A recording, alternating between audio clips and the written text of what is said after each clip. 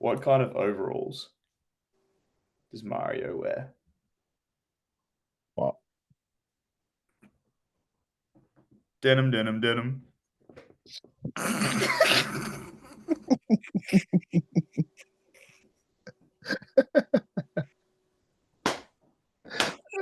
Crushed it. Nailed the landing. It's a real knee slapper, that one. It was really good. Overalls. Oh, that's awesome. Yahoo! It's overalls. Hey, I've also got a joke for you. Yes. 18 plus 5. Take 2 equal. 21. No. Straight sets. Oh, wow. By the Crows. Up your trot.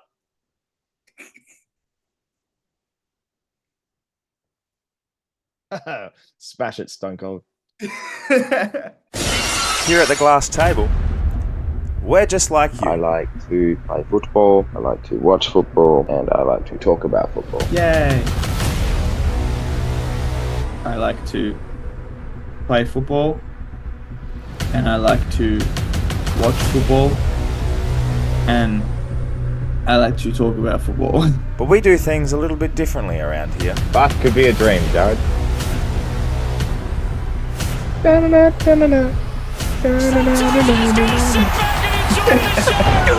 Stupid sexy. Sit back and enjoy the show. Yes, hello everyone. Welcome back to the Glass Table. It's episode 98, which is approximately the amount of percent I was very, very happy with for the Crows going out in straight sets on Friday night. The 2% was the fact that my nana supports the Crows, so I'm a little bit upset for them. But disregarding that, I'm content. Hello, Jared.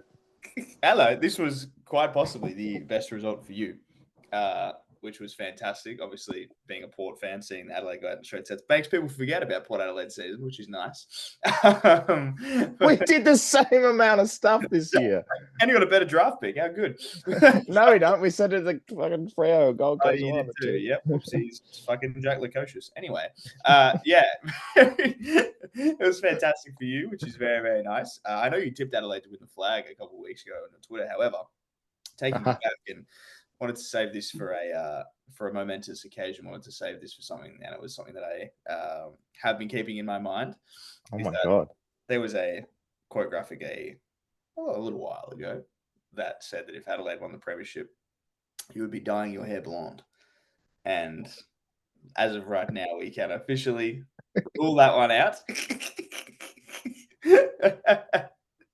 Let me tell you. Oh, How John Cena was heel when he came out to the world and he explained every small detail about how turning heel was all meant to be, and it made absolutely perfect sense. And then he went back and it was basically a showcase of why he shouldn't turn heel ever in his career.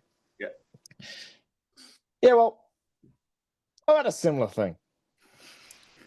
Obviously, the Crows have had a really good year. Not going to fault their home and away career season. But yes, I've had a few quotes that have been outrageous or little bets along the way. I even went on TAB and put a $50 bet on the Crows to win the flag. But sometimes you just know what you're doing. I said that. Got the ball rolling. Next thing you know, they start winning some big games. Well, against Collingwood in round 22, 23. Started to think they're definitely winning the flag. You know? So they are the premiership favourites by far. Tipped them by 60 points against the Pies in the final. They lost. Tipped them by 40 plus on the weekend. Not on here, but on Friday, had a feeling. 40 plus. Tweeted it. Put it out into the universe. The universe listened. Karma's a bitch, and I reverse psychology their whole entire year. What I was about to say is that you utilize reverse psychology a fair bit this season, and nothing to greater effect than the Adelaide Football Club. because you have just pasted their season away. Well, like I say, you have as well. But I tell you what, the 22, 23 blokes that represented them over the 2 weeks, they gave it their fair crack to really embarrass the name of the Adelaide Football Club because they were atrocious. They didn't win a quarter, not one. Even when the Hawks took the foot off the gas, they didn't win a quarter. It was bizarre. It was fucking stupid sexy, let me tell you. We're into this segment. Play the fucking thing. Stupid sexy. Yeah, well played. And we're back from the thing. And the stupid sexy. Let me go first. Let me go first. And the stupid sexy is what we're talking about. You go. The crows went out in straight sets. And that's so amazing. Yeah. I feel sorry for the fans because they were, you know how you go on like a really, really good shopping spree and you buy all the specials and you get sold the dream. They bought a house on a hill that had erosion and it just fell away. I don't feel sorry for the fans. Fuck them. Look. Some of them are fine, I'm sure, but a vast majority of them aren't. So yeah, they didn't do themselves any favour in last week's final against the Pies. And then on the weekend, they even booed things and they were booing umpires and just booing Sicily. Nobody deserves a nah, hey, goodbye chant more than those Adelaide fans that were fucking off out of there at halftime. Yeah, I was working, obviously, and it was the greatest footage I've ever received in my inbox. We don't leave. We support our team. We're through and through. There was 40 fucking thousand people out the door at 3/4 time. They made some crucial mistakes. They made Rochelle a sub, which is just ridiculous. Yep. They pumped this final up like no tomorrow. It was their last chance, do or die. Obviously it was, but you don't put that amount of pressure on yourself. Dawson had arguably the worst final series of a captain ever. And it all led to a capitulation, Jared Thomas. And very happy to see. Port fans have been through a lot. And we all brace for the worst. So you could tell I'm fairly happy. But I'm not gonna brag about it too much. What was your stupid sexy? That's fantastic. My stupid sexy this week, and it's a thing that we actually mentioned earlier in the year, but it's just nicer to see it happen in September. It's the old boys deciding everybody can go and get fucked, right? We know how to win premierships. It's just the old guys saying, you can take your fucking pink Gold Coast Suns and all your young midfielders and all this business and say, get out of here. I don't care. Jack Gunston taking the piss. The week before, Steel Sidebottom taking the piss. Even like not even that old guys. Josh Dunkley, he's been around a lot. He takes the piss. He says, yeah, right, Noah Edison, Matt Rao, you guys are fine, sure. But look at me. Look what I can do. And it's basically, and now from now on, I think this is going to sway how I tip finals. Finals experience and games experience matters more than anything in the world. Literally matters more than anything in the world. And you can turn around right now and say, well, Hawthorn haven't got that much final experience. They played in it last year, though. And that counts. That does count for something. Adelaide haven't played it since they lost the grand final. And it showed because they were bad. And Freo, similar things. Obviously, Gold Coast had that first win. Then they came out against Brisbane and looked like shit on Saturday night. For 5 minutes of the game, they were okay. And then the old boys of Brisbane just did what they had to do. Harris Andrews, Josh Dunkley, like I said. Just finals experience, games experience matter, especially in September. And now we have a prelim final this week with fucking Geelong, Hawthorn, Collingwood, and Brisbane. Go and get fucked. It's just a decade of dominance. It's the last decade of footy. Just being like, yeah, we're still good. Isn't the last 24 years? Yeah, but like even especially in the last time when you're including those Hawks flags, it's just like in the last 10 years you got two Cats flags, you got Brisbane flags, you got Collingwood flags, you got Hawthorn flags, and then like you said, the last 25 years it's just prelim after prelim after prelim, and I just love the fact that it's just old guys being like, nah, this is our fucking game. I think you summed it up perfectly because the whole season has been this narrative of we've had teams like the Crows and the Suns dominant. and everyone's getting their hype up and absolutely understood. They're playing great football. They're beating these teams that they need to beat. They're also proving themselves against the likes of the Pies, the Hawks, and the Lions and the Cats. And, we've seen throughout the season that these teams that are now playing in the prelim final are the teams that have, in the most significant of times, proven themselves to be what they are. And you've had doubts over the Hawks. The Cats have been ever reliable this year. The Pies had their month of mayhem and are back at it. The Lions have been a little bit less consistent than you'd expect, but they're still here. So after all of this build-up of the Crows, the Suns, the Freo Dockers, these teams that are, been building, and the Giants, at the end of the day, you've got teams just know how to do it. And in a season where the unpredictable has been there, the most predictable outcome has arrived. Yep. And I love it. Yeah. Man. And because you get 2 MCG finals, it's happy days. There'll be 200,000 people there over 2 days. And it's just, you look at it, and it feels like we should know this. Like, you look at the teams that have won, premierships over the last, you have to go back to 2017. And like, it will happen every now and then where a team will come from without that much finals experience and win it. Richmond in 2017 was kind of that last example. But like, everyone from there has been a team that was in and around the mark forever, and then just got what they needed to do, basically. Melbourne were in and around the mark, and then they got there in 2021. But even like, you look back last year, Brisbane were in a bunch of prelims and finals leading up into that. The year before that, Geelong it was Collingwood before that. They made a prelim the year before. Geelong did it because they were old and had all this experience. Richmond then, after their first flag, kept on doing it, kind of thing. Finals experience and finals games matter more than anything in the world. So, like you said perfectly there, you can have your bloody Giants, you can have your Suns, you can have these fucking teams that are, maybe, who knows? Stick with what you know. And from here, it's just going to be one of those things where we're going to set ourselves up for a Collingwood versus Geelong grand final. I'm all for it.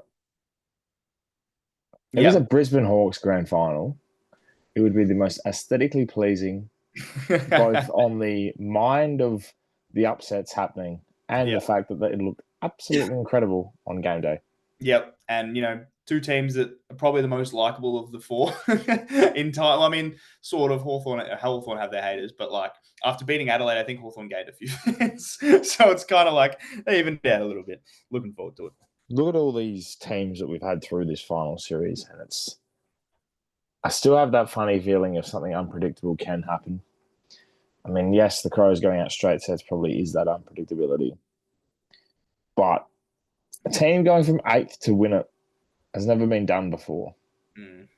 And the way the Hawks are playing at the moment are some of the most inspiring, predictable, courageous football.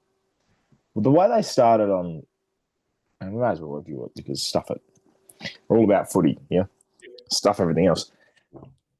But like the way they started on Friday night, you could have given me 100,000 different starts in the entirety of football. Nothing would have predicted 3 goals in 2 minutes. No. Nothing would have given us that start, which basically every man, woman, child in that stadium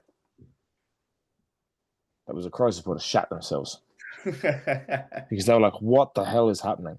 Yeah. You want to put the team that's the opposition on the back foot within seconds at their home ground. It's that. So I think the Hawks, they came out with inspiration. They came out with nothing to lose, because when you start 8th and you win a final away from home, then you can do it again. The inspiration, the motivation's there. All the pressure was on the Crows, straight sets, and they took full advantage of it. It's a bit like the Giants 2023 year where they came in, they won that first final, and they came over to Adelaide, they beat Port, and they went on to that prelim against the Pies and lost by a goal. Yep. It's got that feeling about it with the Hawks. So the way they started, inspired by John Newcomb. The best part was the 7 broadcast was talking about John Newcomb. Clearance game last week. They've got to watch out for him. They've got to watch out for him. He had more disposals than the whole entire Crows team inside the first 5 minutes. More clearances than they had disposals. Yep. He's playing some crazy footy. And he's awesome. It inspires the rest. It's Yeah. incredible to watch. Yeah, and you said it absolutely right before. There's a few things that we've said this year that are ringing pretty true right now. I think I said the last week or the week before that this Hawks team is giving me a lot of 2016 Dogs vibes in just the way they've built their list and these players that have come through the rookie draft and these old wily veterans and blah blah blah, all these kinds of things. And you said it there. It's that team. The Dogs came from seventh, and just rolled teams, played exciting footy, and just kept on rolling and doing these exciting things. And I love everything that they're about, Hawthorn. I think I also said at the start of sort of middle towards the back end of the year, I said, if anyone is ever going to win a team from eighth, it's this year. And it's looking not bad right now. And I think it sets up just an awesome game of footy. And it's the matchups as well. Like Mark O'Connor is going to be trying to take Gunston. Oishan Mullen has one of the hardest jobs in footy right now, and that's trying to blanket Jai Newcomb and stop his game. So it becomes like the Cats kind of on the back foot because they're seeing this and they're like, man, they've got some players playing some unreal football right now. And it kind of forces them onto a defensive early, which is going to be really interesting to see. And, Barras and Battle have had great final series so far, but they haven't had to face Jeremy Cameron yet. So it's like, here you go kind of thing. And so you see it on the weekend, Hawthorn just took the piss. Like, you look at the best players on the ground, and the top 12, bar probably Josh Worrell, was probably the only player from Adelaide that you put in like the top 10 or 12 on the ground. Every single other one was a Hawthorn player because Adelaide looked hopeless. Mark Keane had his worst game in months. Looked like he was playing international rules that Yeah, it was atrocious. Like they were just everywhere. You were right. Dawson had a shocker. Kane Corns loves it, but the three talls did nothing. Really, Tex looked really slow. There's so much going on. And Hawthorn made them look like shit. And I have given a lot of shit to Nick Watson over my time. I've never said he's a bad player, but I question why he's picked up so early and all this kind of stuff. But he's proving exactly why, because he's a finals winner, Nick Watson. That goal, the goal he kicked under the pump into that pocket, we've seen a lot of set shots kicked from there because of the angle of right footers and the right to left action. But I've seen not many goals like that. I've seen pretty much majority of all Adelaide Oval games from Port Adelaide perspective. There's two goals that remind me of that can be done. There was a Charlie Dixon goal in 2020 against the Tigers. Yep. I remember he's celebrating with 10,000 people because that was the max you could have in COVID. Yep. And it's a Nick Watson goal. Yeah. Awesome. That is arguably the hardest pocket to kick at the Adelaide Oval, and he's done that so perfectly. And just the way, he could have had 6 or 7. Yeah. This game all the time. He bullied them. He literally bullied them, Adelaide. And yeah, they have a lot of work to do. I know you said, we want to not bully them too much, Adelaide, but they were atrocious. Like I said that off the top. It wasn't like they played well and they were beaten by just got beat by a better side on the day. They played like shit.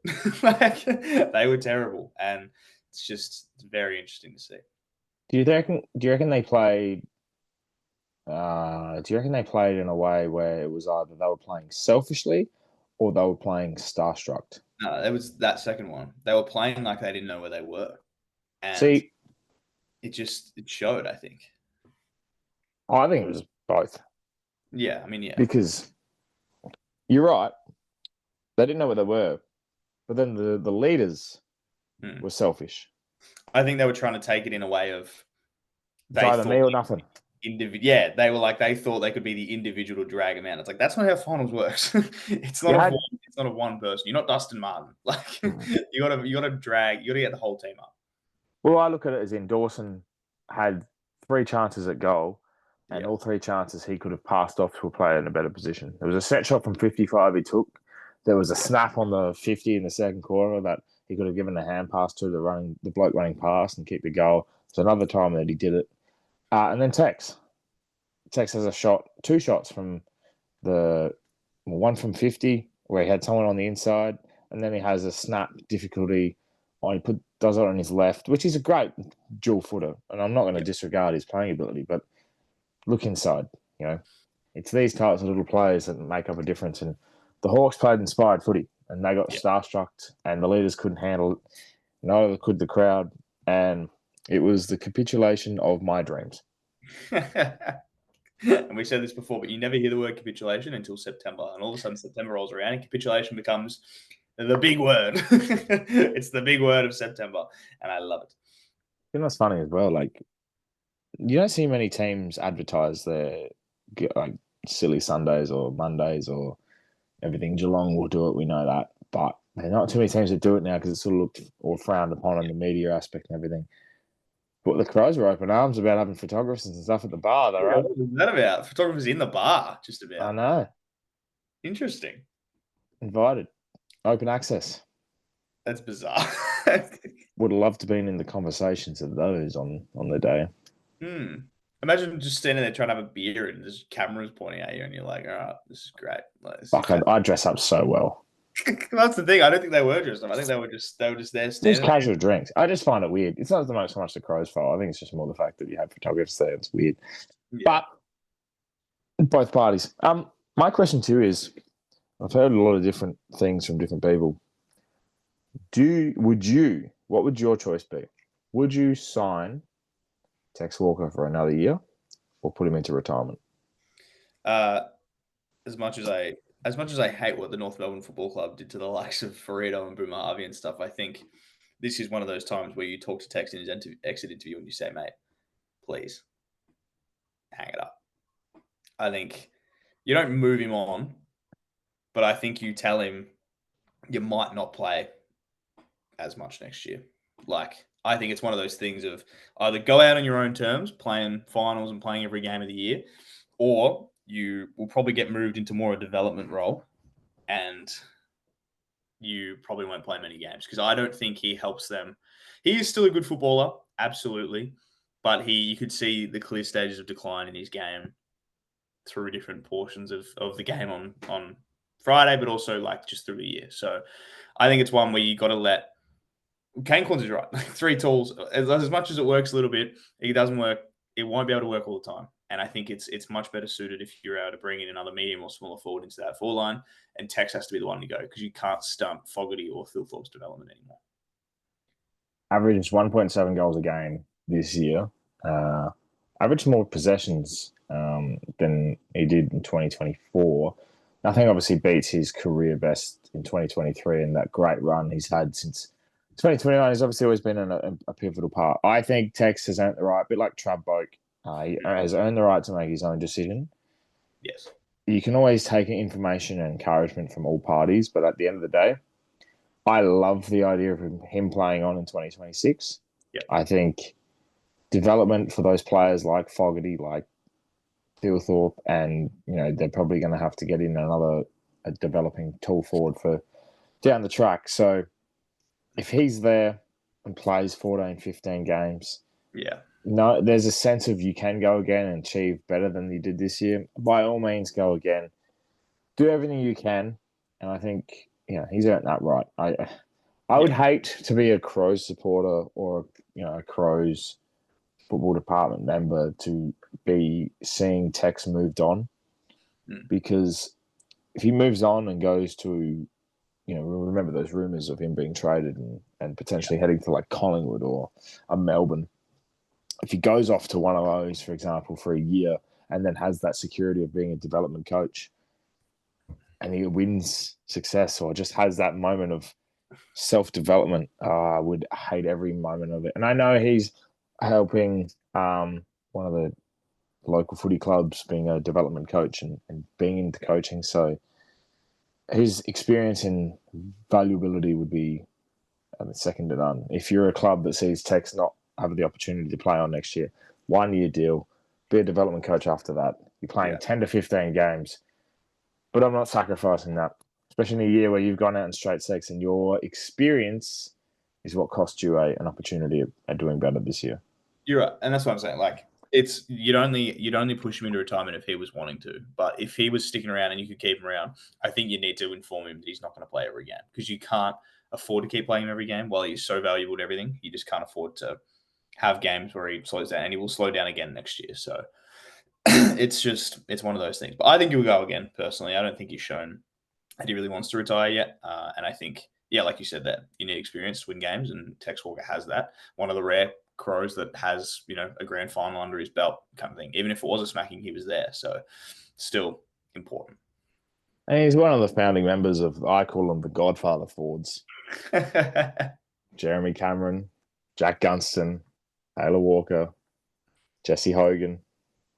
These big Godfather Fords that have been there for so long and just have developed into these great players and having better form in their 40s than they do in their 20s. That were like that. Tom Hawkins was like that. Like, it's just guys that just kept on being good for a long time, and it's always fantastic. Like Jamie Elliott's probably part of that as a small forward role, Yeah. Like these blokes that are, I don't know what it is, but ever since like when 2020s came around, ever since that, the old seeing the old Fords as midfielders who were like in their 30s dominating. This is why I'm not worried about Max King. I'm like, you're a 25-year-old key forward. Don't worry about it. Your prime's going to be in 8 years. It's fine. Like, don't even. In fact, you know what? Sign the extension. Go again. Why not? You'll be fine. It's in 8 years' time when you're going to hit your straps anyway, so it's all good. I don't care. If I'm Logan Morris and I've got 51 goals as a 19-year-old, a little bit. I'm saying, chill out. Like, no. I'm saying you're getting to 1,000 goals by 27. And then what? You're probably going to get to 2,000 goals by your 35, and then retire. Yeah, Sam Darcy, do the same. Like, Sam Darcy, you're not even close. Like, keep going, son. I'm going to have to redraft him in a new fantasy draft keeper. What do you? Like 32. Yeah. 1 year deal, sure. Extraordinary. It's funny stuff though. Speaking of Logan Morrison and that whole Suns game, a weird feeling. Like I was just sitting there and I was thinking, wow, we really didn't think this would. That one going. No, the way that it did. Eh? It's just your typical. You're at the Gabba. Brisbane are backs against the wall, and they just flop it out in front of you and go, "You're fucked." I saw the stat pre-game, and like, I know it existed during the year, but it was like the 3 times this year where they had been beaten by like 6 or more goals the week before, and then they come out and they fucking belt a team every single time. And I was like, surely it's got to stop at some point. Nope. It happened for maybe 5 minutes at the start of the game when Ben King was taking everything and Noah Anderson was taking the piss out of the middle, and then it just stopped. It was, I thought, it's going to be a close game, tight encounter. Everything will go the way it should. I think it'll be a great game and everything like that. Got to, 5 minutes into the first quarter, I was thinking, well, the Suns are going to run away with this. Here we go. But when you're celebrating your team getting into a grand final and you blink and 2 hours have gone, you get to 3/4 time, you see the Lions are up by 45 points. Your reaction is, oh, they got a replay on. Then you look at your phone.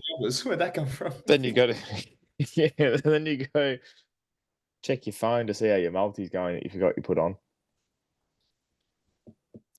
And a couple of players are about 15 disposals behind what they should be. And you start thinking to yourself, okay. Maybe this isn't the way that I was expecting it to go. And that's basically what this game was. This game was essentially a game that you didn't... I don't know about you, but it was a game that it was so... I think because it was a semi-final and because it was in Queensland, it felt like it was so under... Yeah.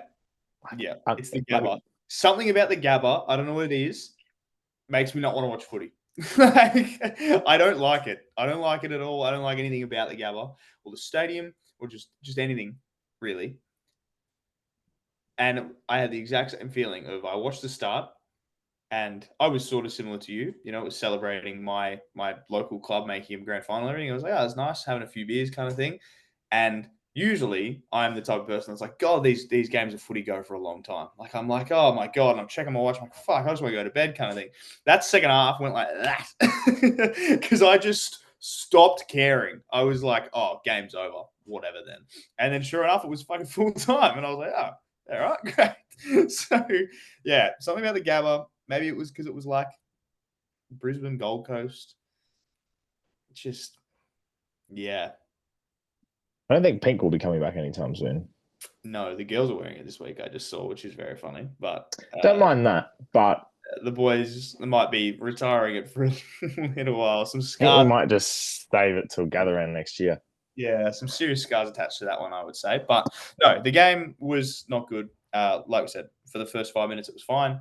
And then Brisbane just, like literally similar to like Adelaide. And like Gold Coast made some atrocious decisions. Like their decision making was terrible. John Noble had one of his worst games for Gold Coast. Took Miller was uncharacteristically fumbly and just doing weird things like handballing 25 meters forward into the direct arms of a Brisbane player. And I'm like, what are you fucking doing, Took? Like, what are you actually seeing in front of you? So it was bizarre. Like they were making really uncharacteristic errors and Brisbane just would not add. Like they were just perfect to a fucking fault. Relentless. Like, perfect to a fault. They would just do exactly what they wanted to do and was so good at it. And very ballsy decision by the Gold Coast Suns to not tag Hugh McCluggage when they literally saw the week before that it works.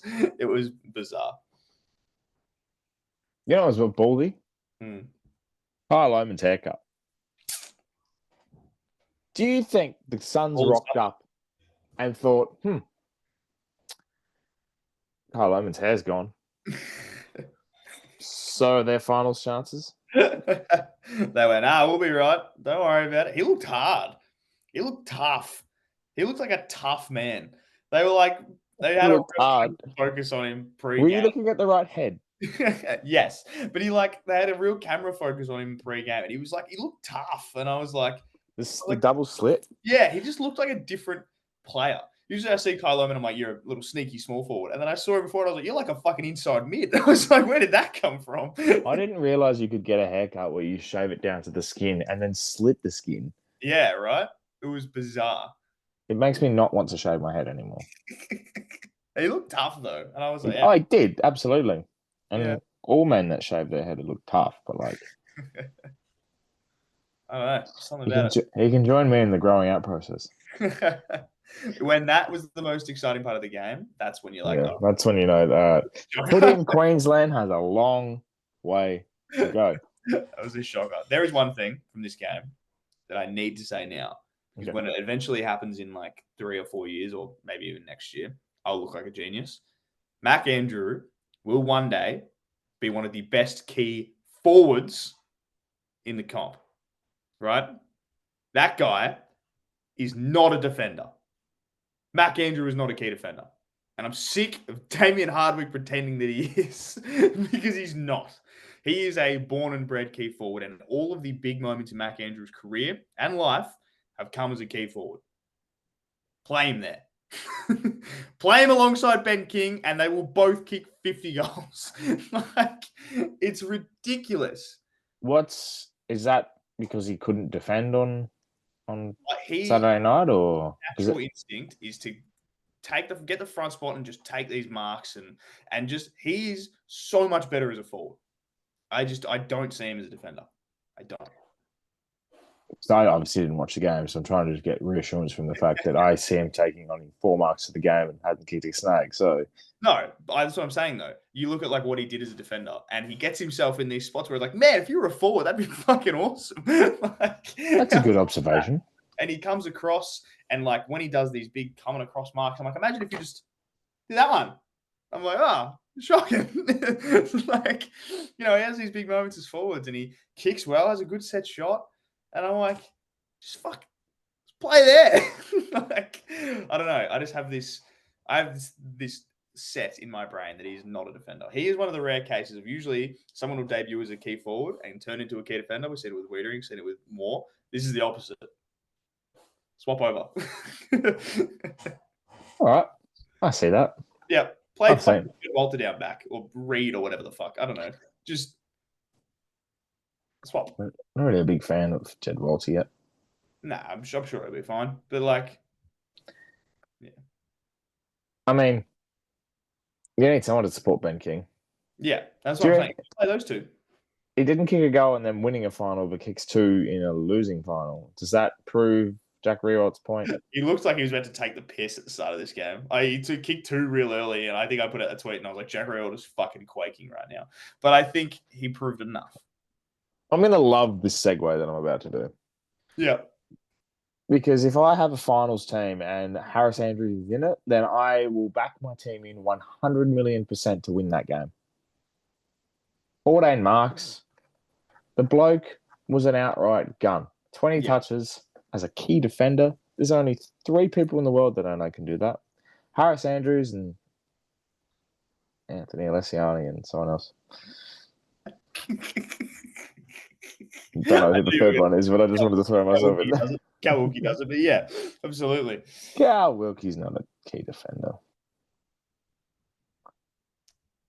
I just want to see your reaction to that. Hook, line, sinker. You say that. I think you started saying that sentence before realizing where it was going to end, and then, and then you just said the wrong thing and went, "Oh, I've said the wrong thing." There's only one side to a shovel, Jared. But anyway, this leads me into my thing that I wanted to do because I made it up in the shower, and then I told you the story about it. Yep. So, players you'd build your finals team with, and obviously, I think we're going to set a precedent of teams that are still in it. Yeah. Because it would be unjustifiable to have players in it and them teams not be in it. You know what I mean? Even if it was everybody, I still think my 5 would be the same, to be honest. I'm going to give... All right, well, if that's the case, then yes. If it was every team, I still would pick these 5 with honourable mentions to Isaac Heaney and Zach Butters. Fair. I think Heaney has proved in his time exactly what he does. And Butters plays that style, like the Dunkley, where it just lays a lot of tackles, gets a lot of the ball, and plays a contested style of footy, Newcomb style, that kind of thing. So absolutely fair enough on those ones. I would also add Toby Green as another one. He didn't play well in the final he played this year, but he has proven himself as a big game player. Not necessarily finals, but a big game player a lot of the time is Toby Green. So I think that's a good one too. But yes, I think our 5s. We've got 5 for each thing. Would you like to go first? I've got 5, and my 5 are Jai Newcomb, who hasn't played a bad final in his career. Yep. Josh Dunkley is a sensational player. Win or lose, he'll give you all. Jeremy Cameron, no matter what. Scott Pendlebury, experience and his versatility in terms of the way he plays as a contested and an uncontested player in the midfield. Can play halfback. And as I said, Harris Andrews, because if you want players to stand up and take moments when they need to, those 5 are going above and beyond anything. And we've seen that in all their performances across the weekend and the weekend before and in their careers because they're just exceptional players. What are your 5? Well, I have a few similar. Harris Andrews, same thing as you said. Like you said, he has proven time and time again why he is, one of the best fullbacks we've seen in a very, very long time. And one of the rare fullbacks to get tagged, especially in a grand final. So that was great. So he's definitely one that I'm sharing. I'm also sharing Jeremy Cameron with you. Says enough, really. Big player, great player, an all-time great. Also really, really good if you win the flag. Yes, would be unreal on the piss. That's going into my team here. that's my sort of... That's my prerequisite. A little bit up too. Jai Newcomb, same as you. I think I saw the stat today that he's gotten 33 out of a possible 40 Gary Ayres medal votes in the 4 finals that he's played. That's fucking ridiculous. And a full 20 in the 2 so far. Yeah, that's just obscene. He's unbelievable and he plays amazing footy. And my last 2 that are different to yours are both of the Dacoses. Because Josh Dacos, on his own, is a fantastic kick of the ball, unbelievable distributor off half-back. And in finals, when the pressure is really, really high, and like we saw it with Gold Coast, we saw it with Adelaide, it gets a bit fumbly, you start losing your way a little bit, you start just handballing to no one. Josh Dacos won't do that. Josh Dacos will find a kick, he will find a handball, he will find a target. He's so impressive. And Nick Dacos is just the best player in the league. That's my absolute case on that. And I've said this all year, and I said it leading into the finals. I said, if you have Nick Dacos on your team, you are automatically one of the premiership favourites to me because he just does things that you don't get anywhere else. And we saw it against Adelaide. Like, we were both messaging each other being like, this is fucked up. this guy's incredible. It's ridiculous what he can do. And Nick Dacos, both the Dacos brothers, and when they play together as well, they're amazing. So yeah, that's my 5. It's a good little topic because I think people would have variety on what they think for finals and their prerequisites. And I think if you come to it, you're going to definitely pick majority midfielders because that's where your distribution comes from. But players to stand up in moments that you need a comeback, or if you need someone to hit the ball hard, you can pick anyone really. But our 5 each are pretty good. I like the Dacos boys, but I think, if they win the flag this year, then I'll probably put Nick in. Yeah, Josh is a unique one. I like the unique factor. Yeah, I just love just the way he goes about it. I think he gets underrated because of his brother, but he is unbelievable, Josh Dacos. Won a BNF in a flag year, which is one of the best known awards you can receive, getting a best and fairest in a premiership year. Like, that's amazing. And so he's just incredible. And yeah, you're right. Like, this will be varied for a lot of things. I literally said before, I'd almost just pick 5 Brisbane players because there are so many guys in that Brisbane team that are just so good in finals. Neil is obviously one. Dunkley is obviously one. Will Ashcroft has shown in his very young career how good he is in finals, and he was amazing again on Saturday. Like, there's a lot of guys going around where you'd be like, you are built for this kind of stuff. So yeah, very intriguing. Speaking of players and picking teams, State of Origin's been announced. And as a proudly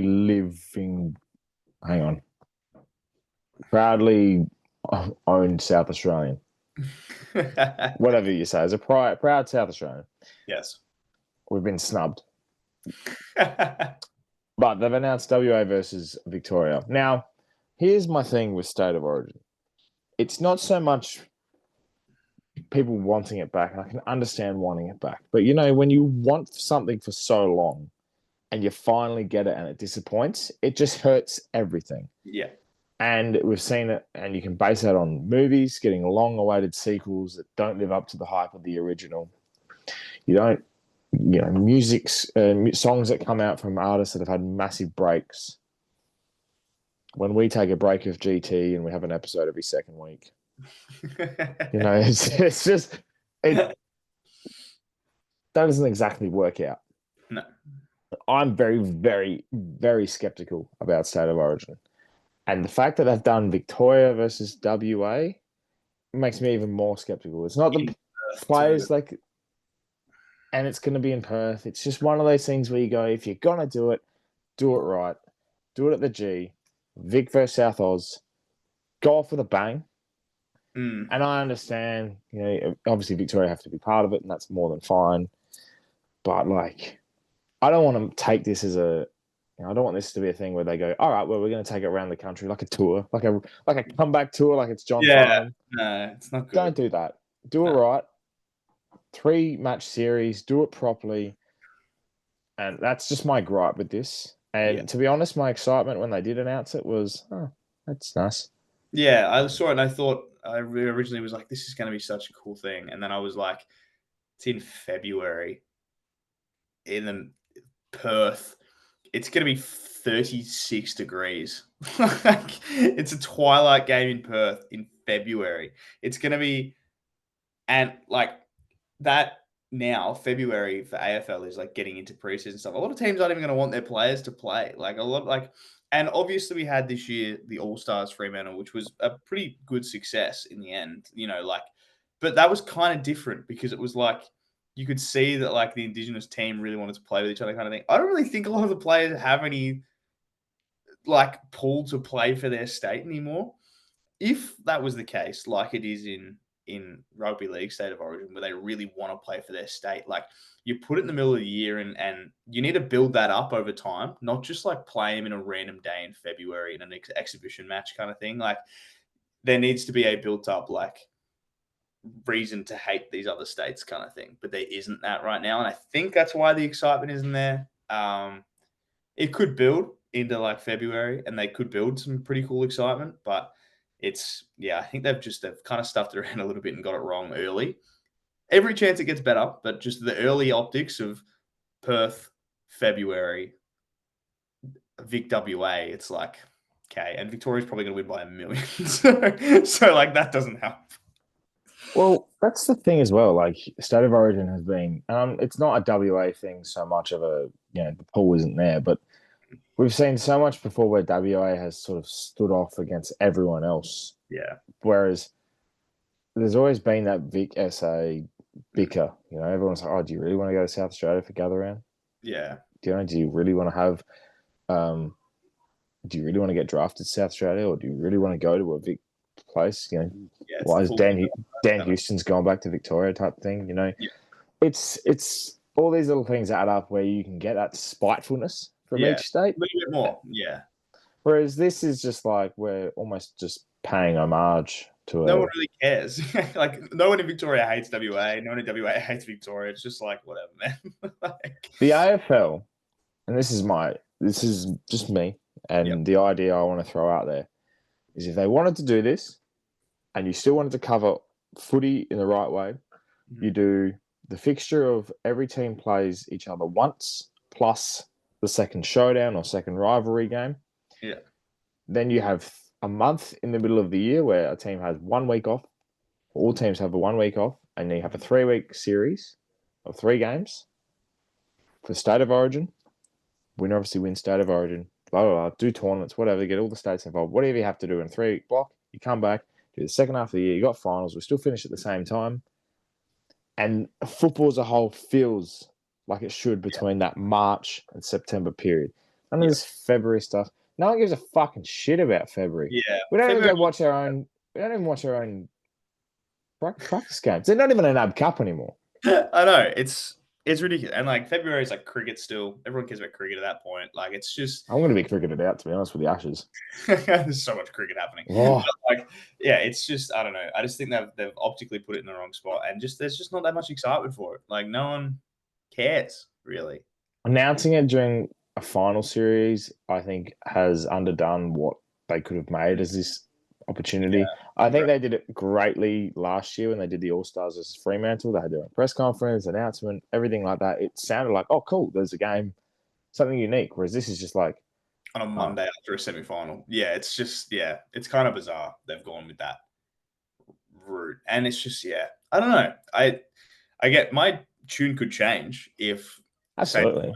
If Saints players get picked and my work goes, hey, do you want to fly Perth and cover the game as a Saints representative? I'd be like, sure.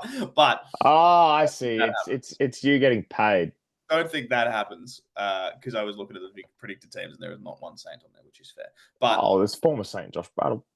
Yeah, but like, I don't know. I just don't have the excitement. So it's we'll see. I think we'll find out when it comes to February. I think then maybe it's right. There's that eagerness to play footy. So if players care, it'll be good. That's my thing. If the players give a shit, it'll be fun.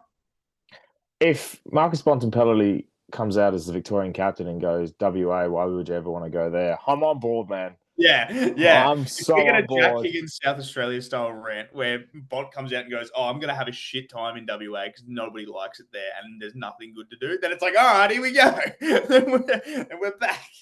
Like, if Nick Dacos comes out and says, we're going to win by 1 million, have you seen their midfield? Have you seen how fucking atrocious they are? It's like, all right. Zach Merritt goes, why would I want to go to Perth back in time? Exactly right. Meanwhile, he's gone back half an hour because he's playing for Adelaide. Zach Merritt's like, just quickly, these are the teams on the Adelaide AFL website. Yeah. And I'll run through them quickly. And obviously, the Victorian team's going to be better. Lockie Ash, Jacob Wiedering, Josh Battle, Josh Dacos, Darcy Moore, Bailey Dale. Across the centres, McLuggage, Dacos, Anderson. It's basically all Australian team. Bailey Smith, Sam Darcy, Zach Butters. Across the half forward, Cameron King, Green, Gawn, Sarong, Marcus Bontempelli is your captain in the midfield. Cam Rayner, Zach Merritt, Tom Stewart, Matt Rowell on the bench. WA has Sarcevic, Barras, Broad, Clark, Taylor, Will Powers, your half-back line. Nick Martin, Patrick Cripps is your skipper, and Stephen Canilio. Canilio's going to be like 45. Why is he playing? Charlie Cameron, Aaron Norton-Shire, Bolton, Bobby Hill, Jesse Hogan, Mitch Georgiadis. Is at a very, very exciting fort line, and I'm almost picking it against the other one, except the other one's going to get 30 goals more. Luke Jackson, Chad Warner, Liam Baker. and Trent Rivers, Cam Zohar, Ruben Jinby, and Tim English on the bench.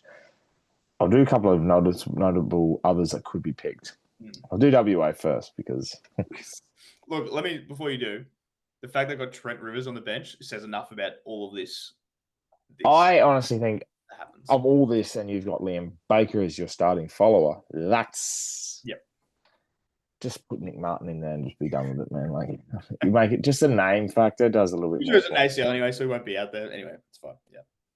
It's all good. A couple of noticeable others for WA. I'll read the first four for you. Oh, God. Is one of them, before you do, is one of them Elliot Yeo? He's not the first four, but he's in the list. Oh, God. Okay, yeah. The funny thing is he's before Cal Archie. Fucking stiff, mate. Elliot Yeo hasn't played in 3 years. Stiff Cal Archie's not in the team. Or Shannon Neal, for that matter. To be fair, that forward line's pretty good. Oh. Heath Chapman. Oh, God. Lawson Humphreys. Judd McVie. Oh, fuck. Wait for it. Wait for it. Brady Hoff.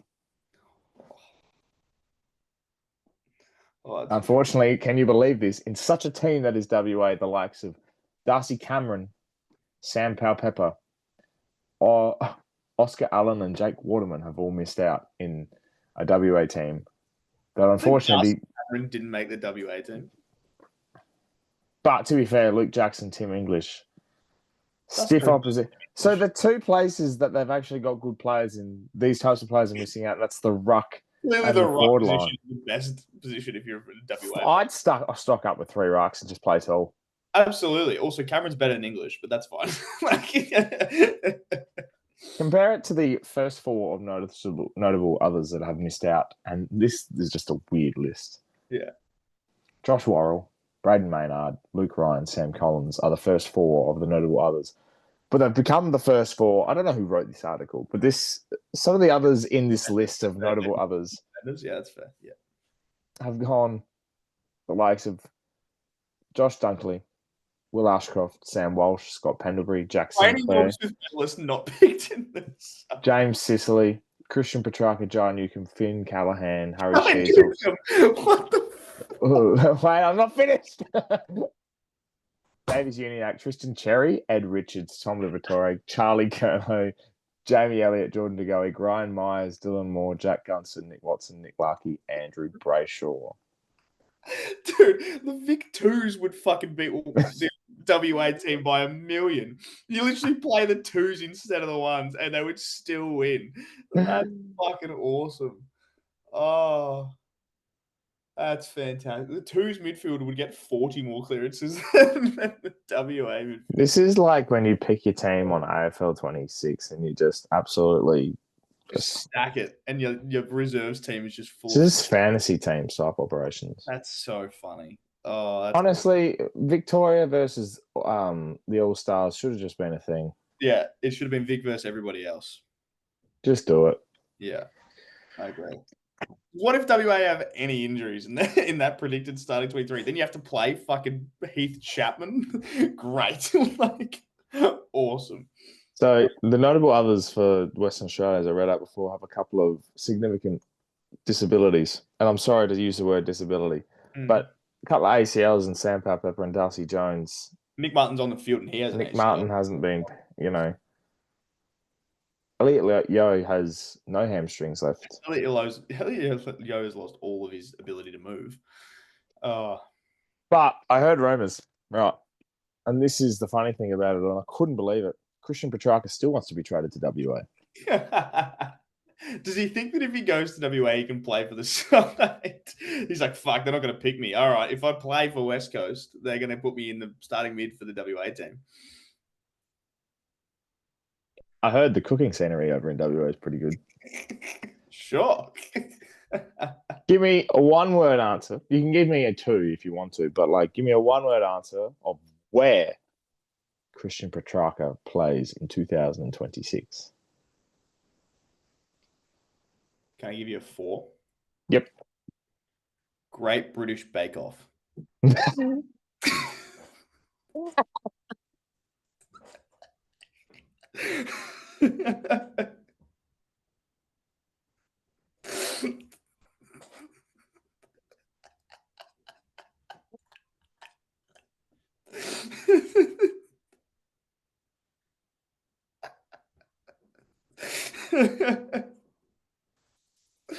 That's where I think. That's where I think he'll be taking his talents in 2026.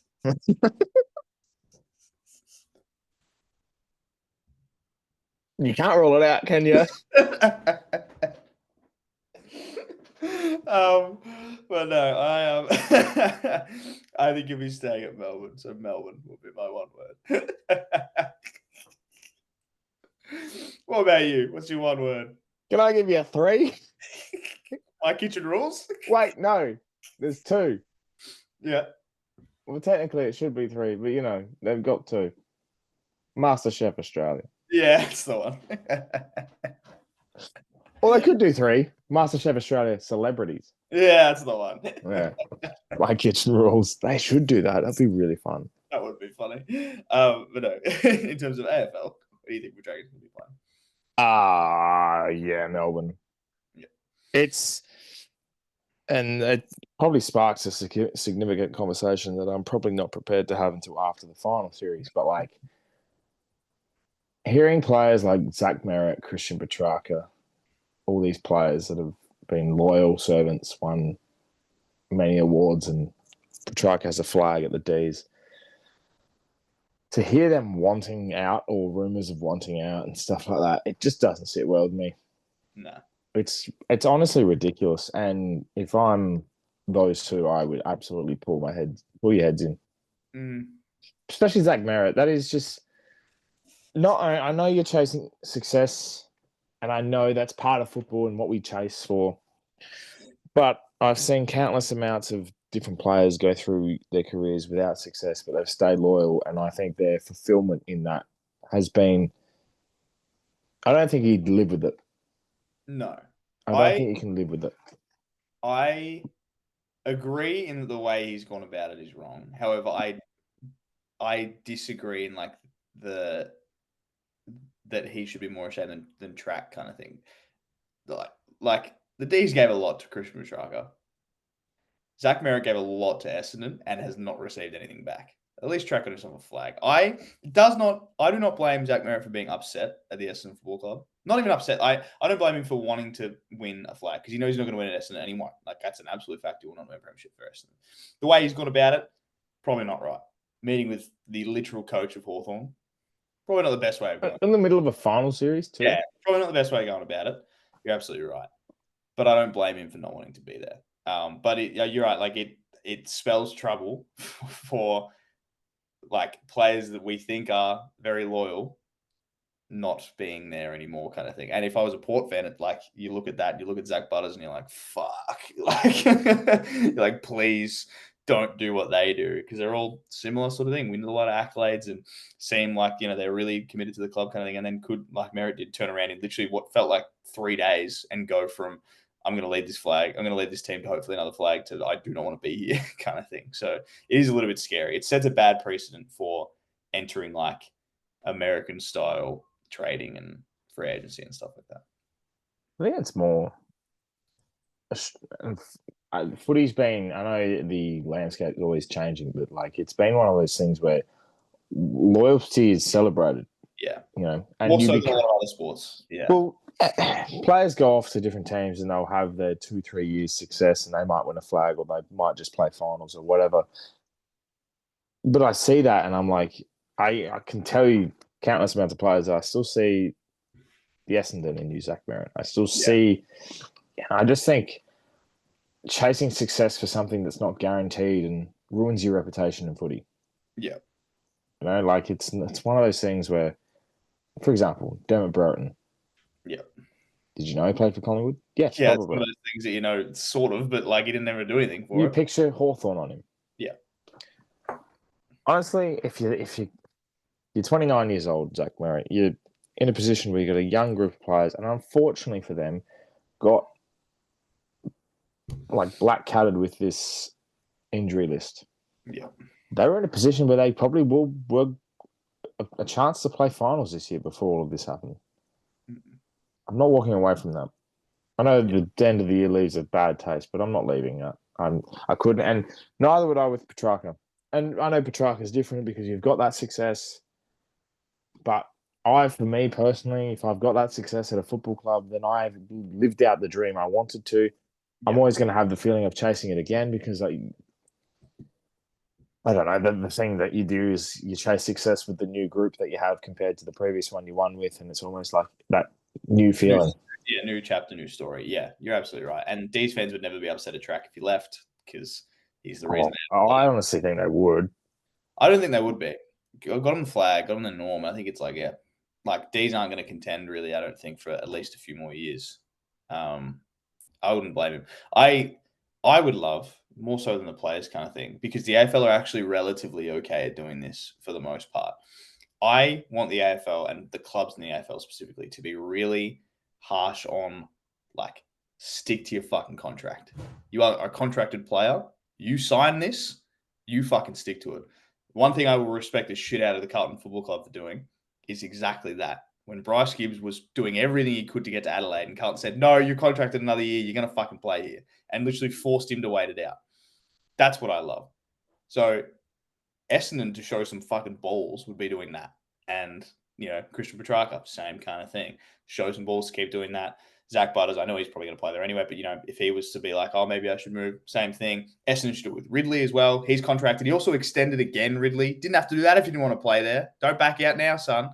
I don't know why he extended. Yeah, that was stupid. But I just want AFL clubs to really be, because in so many other leagues, signing contracts means fuck all. Like a Premier League striker will go to, like Alexander, like Isak signed for 8 years at Newcastle and he left after 2 and he just signed 8 years. He's not going to be there in fucking 8 years. Like contracts mean nothing in sports elsewhere. It needs to be and Brody Grundy's still getting paid by the D's. and Trelaw's still getting paid by the Bice. So it's like, just not really a win-win, is it? Just hold it out. Like, yeah, I think we should stick again because the AFL do it relatively okay. Not always. There's always still other trades and whatever. But in terms of contracts, they do it pretty well. And I think it should stay that way. I mentioned Carlton there about sticking fat and always admiring that. And Charlie Kerno's going to walk off to the Suns probably. Again, that's another one. Hope they hold him to it. Hope they say, no, fuck you. You signed the contract. Stick around. Nah, I think leaves. Whatever, man. Just funny.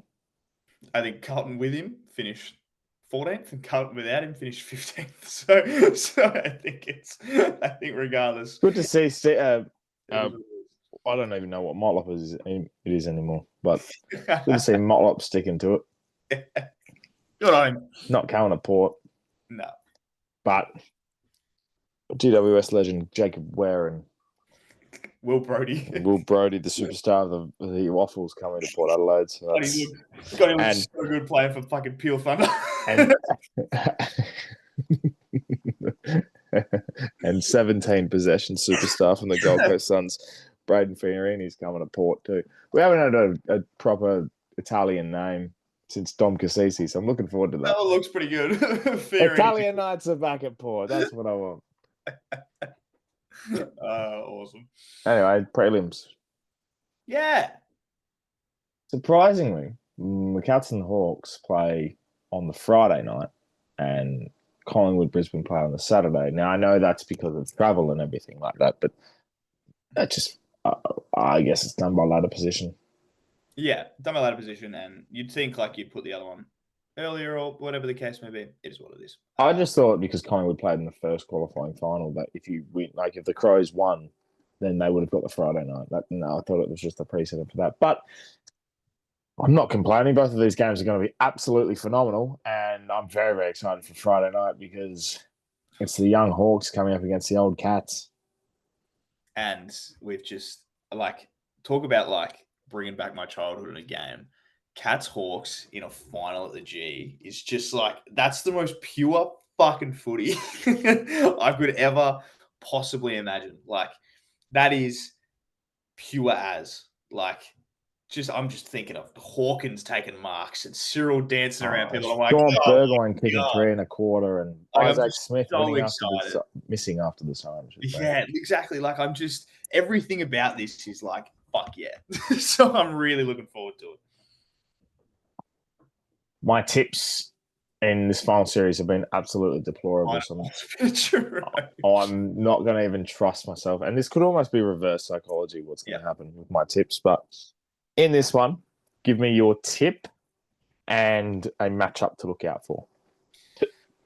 As much as I would love to be like, let's get this fucking 8th place Hawks into the grand final kind of thing, I have doubted Cats once, and that is shame on me, because you can't doubt the Geelong Cats and just everything they're about and just their ability. And I think they showed against the Lions they know exactly who to shut down from the opposition team and how to do it. And like, they will not let Jai Newcomb just run around doing whatever he wants. And he has basically lifted his team to those wins. So I am going to tip the Cats, and I'm going to tip the Cats by 16 points here. And my matchup is the one that I said. It's Ocean Mullen versus Jai Newcomb, because that's how it's done. That is where the game is won and lost for me. If Mullen lets him get off, they're in trouble. So that's my matchup. What is your tip and your matchup? I love that matchup because I think it's just going to be the talked about matchup. And it has been since, I reckon, halfway through the third quarter last week. For me, it's the Cats, and I am also tipping one of those things where the heroic team of the finals comes up from absolutely nowhere and will fall agonizingly short. Yeah. It's one of those things. We saw in the Giants. We saw, Collingwood. We saw Port Adelaide in 2014. These types of teams always don't have a perfect sounding story, and when it does happen, it's very, very rare. And obviously, seeing the Dogs do it, so it's going to be a close game. I'm very, very excited. I'm very, very intrigued to see who goes on Jeremy Cameron, because he's not a player that you have Tom Barrass on. I think it will be, though. I honestly would be putting Josh Battle. Can match it with his running ability, can probably do the better job around the ground. One-on-one defensive 50, you're probably putting Barrass, but if the Hawks can force the way they did against the Crows and make it a chip mark, slow play, Tom Barrass and Josh Battle are going to have an absolute fucking field day. Jack Scrimshaw will take marks for fun. If it's an open ground and they do a bit like they did against the Lions, then the Cats win. But that's my matchup and tip, because I'm excited for this one. Yeah, and I think it's also like one that, like, another matchup that's great. It's just the coaches box one. Chris Scott and Sam Mitchell are both unbelievable coaches. They're both incredible at what they do, and that'll be the test. I think if Mitchell sends Barrass to Cameron, I reckon Chris Scott immediately sends the message out to Jezza: get fucking moving. Like, start going around the ground. Like, start taking marks at halfback and really fucking stretch him. See what he can do. Because then I think Sam Mitchell's going to go, oh shit, we can't do this anymore, and try and move some things around. So going to be very, very interesting. Josh Weddle depends on where he plays as well. Oh, he's good. Fuck, he's good. He honestly could have kicked 4 goals in a quarter last week in the last quarter. He's unbelievable. One of my favourite players to watch. Yeah, he's awesome. Did you have a margin, by the way? 16, my margin was. Fantastic. So mine's going to be a better game.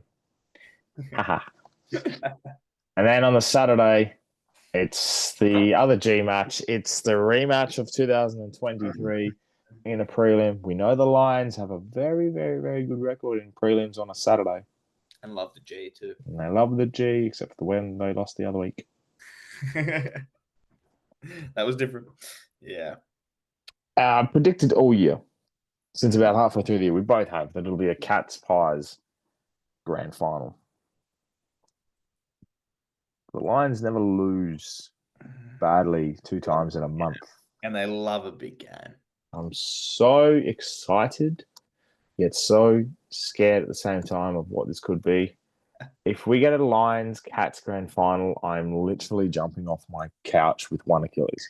That would be one of the only grand final, like one of the matchups that hasn't happened before. Cats Brisbane, which is pretty exciting as well. Hawks Brisbane, Cats Brisbane, and Collingwood Hawthorn hasn't happened as well. So we're cheering on the Hawks and Brisbane, really. So I'm really interested with this one.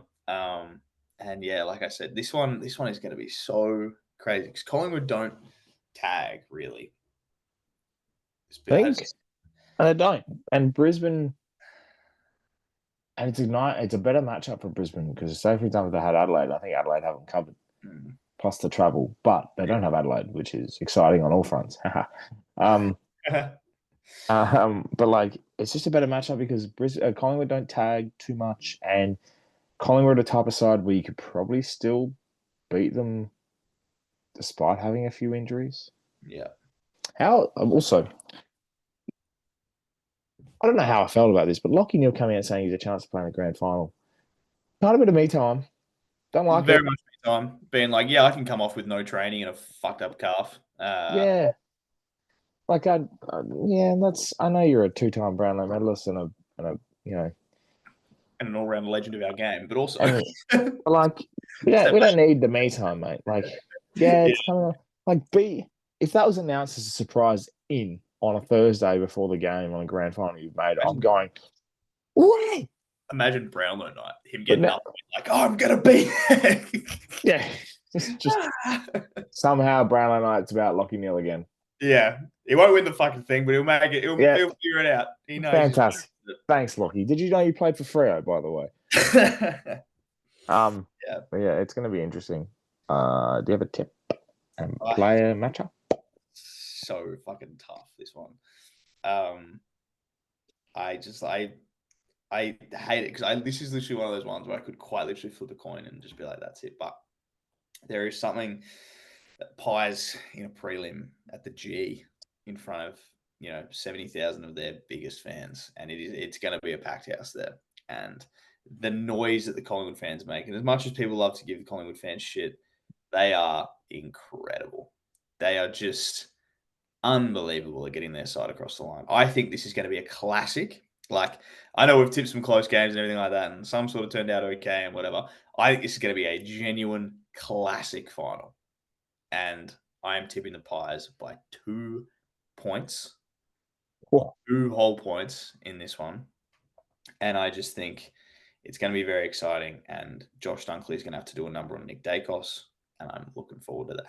Looking forward to those boys going at it in the middle, because I think Dunkley needs to sort of take ownership for it and be like, I can stop him, kind of thing.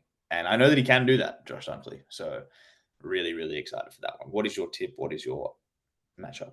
I have a feeling we got a smashing in the grand final last year. We haven't had close grand finals recently, besides the 2023 one. So I'm just thinking, do we have a weekend where it's sacrificed for us to not have a great prelim weekend? And leading into a great grand final. Do get a great grand final? Like, we've had a couple of great finals already. Like the Crows Pies game was a good one. We've had the Suns Freo, even like the Giants Hawks was a good one. We know the Lions Cats wasn't a great game, but then on the weekend it's like 2 games where it was just maybe we do get that was the weekend of shit footy in terms of result wise, and the next 2 will be great. I've tipped the Pies Cats for a grand final.